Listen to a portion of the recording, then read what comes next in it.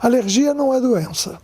Ela é uma maneira diferente do indivíduo reagir a uma agressão. Uma criança que começa com alimentos sólidos antes de 4 meses, ela tem uma chance maior de desenvolver alergias. Condições climáticas, ambientais, ar-condicionado, se ela não for tratada adequadamente, ela vai ficando exponencialmente mais alérgica e pode ter alergias múltiplas. No momento que tu começa a desenvolver um tipo de alergia, tu está mais propenso pelo processo inflamatório crônico a se sensibilizar por outros fatores, né, como animais, como substâncias químicas, cloro de piscina, como medicamentos. Se eu pegar de cada 10 crianças, 5 dessas crianças podem ter um chiadinho no peito, que seria uma bronquiolite causada por um vírus. Vou associar isso com meus fatores genéticos. Dessas 5 crianças, 2/3 delas vão evoluir por uma alergia respiratória, como a asma, e 1/3 delas não. Só que o meu ambiente, se for uma casa de fumante, uma casa que tiver muito ácaro, uma casa que tiver o cigarro, essas crianças vão ter mais crises de asma. Explica-se a alergia como um problema genético. Se um dos pais é alérgico, o filho terá 30% de probabilidade de ser alérgico. Mas se o pai é alérgico e a mãe também é alérgica, o filho terá uma probabilidade de 50% de ser alérgico. A asma brônquica é uma doença genética, mas ela por si só, se esses genes não forem provocados, né, ela não se manifestará.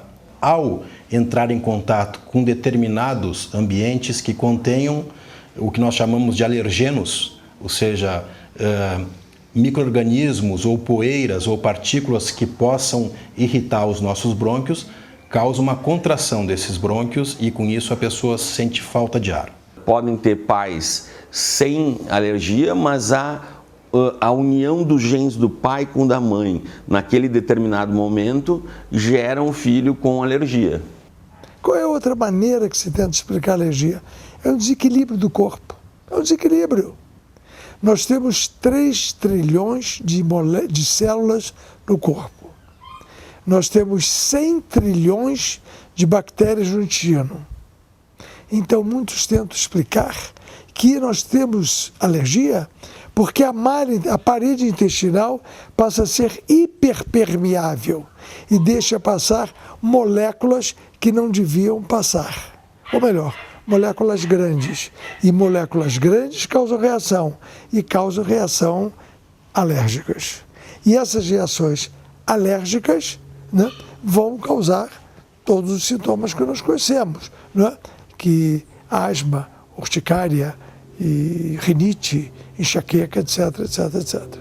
Quando a gente fala em urticária, ela tem causas que podem ser de uma disfunção do nosso organismo, ela pode ser alteração por alguma medicação, pode ser por alimentos, pode ser por estresse. Existe a outra teoria, que é uma teoria bem moderna, chamada a hipótese da higiene, Hygiene Hypothesis. O excesso de proteção do menino, quando ele é muito pequenininho, causa problemas futuros. É o menino que, quando nasce, ele recebe antibiótico para uma corizazinha que ele tem, com uma febrícula que ele tem. Esse menino super protegido vai trazer essa super proteção, em consequência, uma alergia futura. Para que o nosso sistema imunológico amadureça adequadamente, ele tem que ser constantemente estimulado. Esse estímulo, no início da vida da criança, é principalmente através do intestino.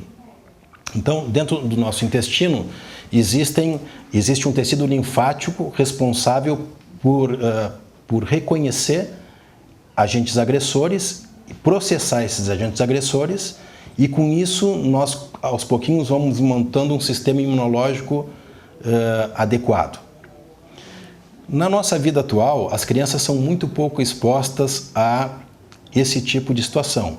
Elas não brincam com a terra mais, não se sujam muito, vivem dentro de escolinhas, não botam a mão na boca sem lavar.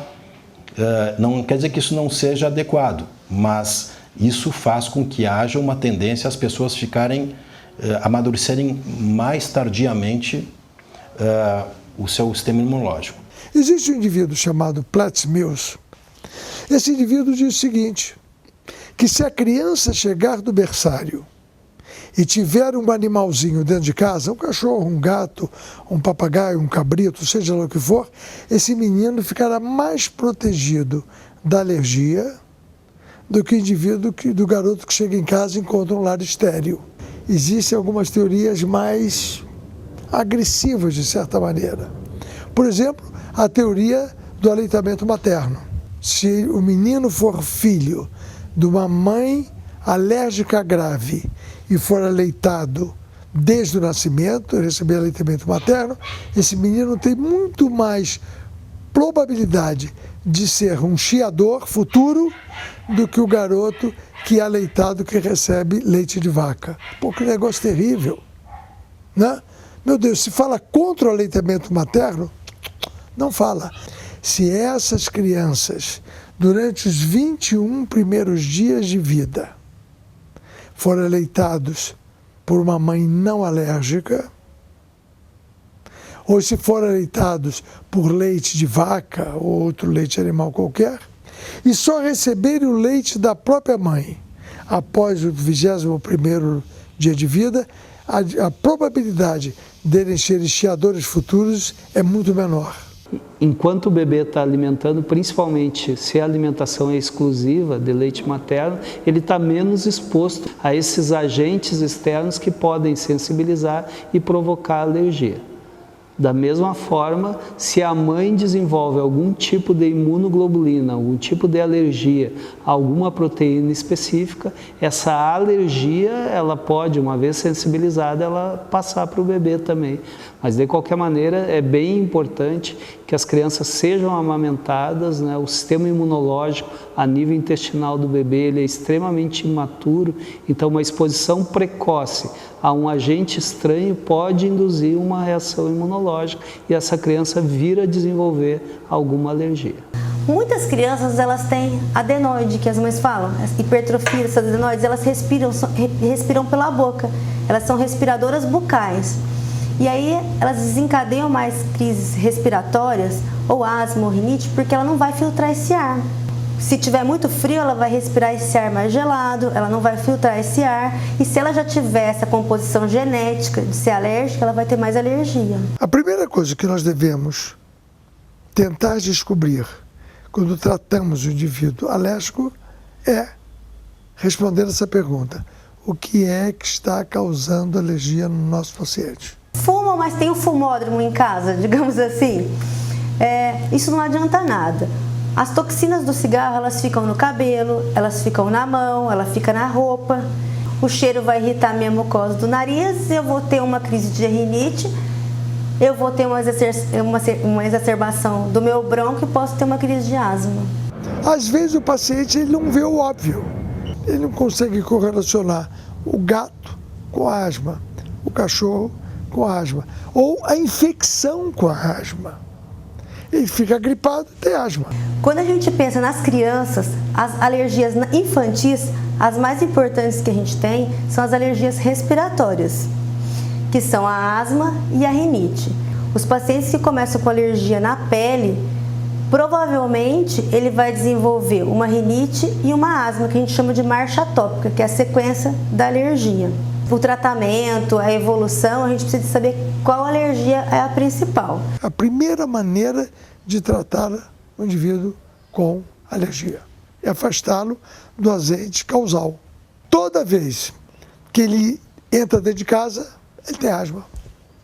Mas por causa de um bichinho chamado microácaro domiciliar. Evitar tapete, bicho de pelúcia, que as mães adoram o quarto cheio de bicho de pelúcia, cortina, porque nesses ambientes vão estar os ácaros, que são um dos fatores maiores encadeantes das alergias respiratórias. Se ele é muito alérgico à ácaro domiciliar, por mais protegida que seja a residência dele, ele vai ter ácaro domiciliar. É possível nós nos livrarmos dele? Impossível. Ninguém se livra dos carrapatinhos. Por quê? Porque ele vive na nossa cama, ele come a nossa pele. A higiene do quarto é muito importante porque a gente passa quase um terço do dia no quarto, durante o sono. Então o travesseiro, o colchão, é importante virar o colchão, botar o colchão no sol. Tem umas capas impermeáveis que a gente pode colocar no travesseiro dessas crianças alérgicas, porque o travesseiro fica ali. Revezar esse travesseiro, ter 2 travesseiros. Muitas vezes nas crianças de mais tenra idade é difícil diagnosticar asma brônquica, mas nós temos que suspeitar dessa doença em crianças, por exemplo, que acordem no meio da noite queixando-se de dificuldade respiratória, principalmente durante a madrugada. Ou crianças que tenham o que as pessoas chamam de resfriados prolongados, que na realidade não são resfriados, são manifestações da asma. Ou crianças que tossem ao se expor, por exemplo, a ambientes muito empoeirados ou com cheiros muito fortes, como de cera, tintas, né? Ou mesmo ao fazer exercício físico ou cantar. No colégio, a maior ameaça às crianças asmáticas são as constantes viroses que existem, que as crianças passam durante o ano. Se tu tiver alguma infecção viral, né, que se estende por muitos dias, essa infecção ela vai ter um dano na mucosa respiratória, que seja do nariz, dos seios da face, do ouvido, dos brônquios, da parte do pulmão, que vai levar a um ambiente propício a ter uma infecção oportunista. O que é uma infecção oportunista?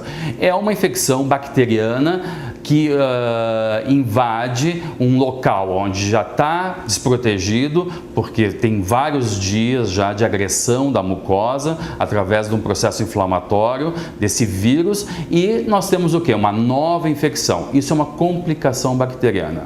Por exemplo, uma sinusite é uma complicação bacteriana que envolve os seios da face e que tu tem que fazer um tratamento aí com antibiótico. Como também uma otite média aguda, que é uma infecção bacteriana que leva a dor do ouvido, perda da audição e muitas vezes supuração do ouvido. Asmáticos muitas vezes têm que usar medicamentos que podem interferir no crescimento, principalmente medicamentos que a gente chama de corticosteroides, no crescimento da criança. Se a criança asmática não se exercita, ela pode terminar a sua adolescência com uma baixa estatura em virtude do uso dessas medicações. O tratamento da conjuntivite alérgica é feito à base de antihistamínicos, que existem vários no mercado, diminuindo a coceira, e pode-se usar em casos mais severos corticoide. Os corticoides são anti-inflamatórios que diminuem toda a sintomatologia da conjuntivite alérgica. Para estes pacientes, a gente, além então dos cuidados de higiene ambiental, higiene do dia a dia, a gente encontra alguns tipos de tratamento para prevenir. Esses são os pacientes que acabam usando lavagens nasais, sprays com diferentes tipos de corticoide, cada vez mais modernos e com menos absorção, ou os antihistamínicos orais. Mas como normalmente as alergias são crônicas, ou seja, o paciente é tratado de um episódio, melhora, mas no ano seguinte ou alguns meses depois ele vai desenvolver novo quadro alérgico e ele deve procurar o médico, não deve fazer autotratamento, principalmente usando corticoide, porque não é incomum a gente atender alguns pacientes que fazem uso de corticoide crônico e que apresentam glaucoma ou catarata. Muitas pessoas creem que as bombinhas ou outros remédios para asma viciam. Na realidade, eles não viciam. Na realidade, a pessoa tem a doença e precisa de um tratamento. É muito chato, na realidade, ter que ficar usando medicamentos contínuos. Mas muitas vezes é necessário para que a pessoa possa preservar a qualidade do seu pulmão e possa ter uma vida adulta sem sequelas. Tratar rinite é importante. que quando a pessoa tem uma alergia respiratória, a primeira parte do corpo que reage é o nariz, que é a parte que está mais em contato com o meio ambiente. Depois vem o faringe, laringe, os pulmões, e aí vai dar bronquite asmática.